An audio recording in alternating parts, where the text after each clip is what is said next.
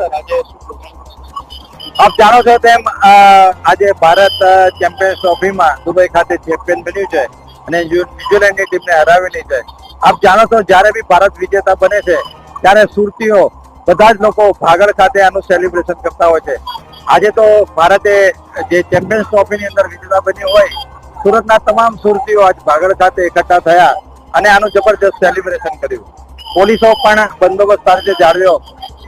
જે પ્રજા છે એના જે ઉત્સાહ છે એની સાથે સહભાગી બની અને આજે વિજય છે એને ઉજવ્યો. પોલીસે ક્યારેય કોઈ રોકટોક કરી નથી જ્યારે ભારત વિજેતા બને છે ત્યારે, પરંતુ અચૂક પ્રજાને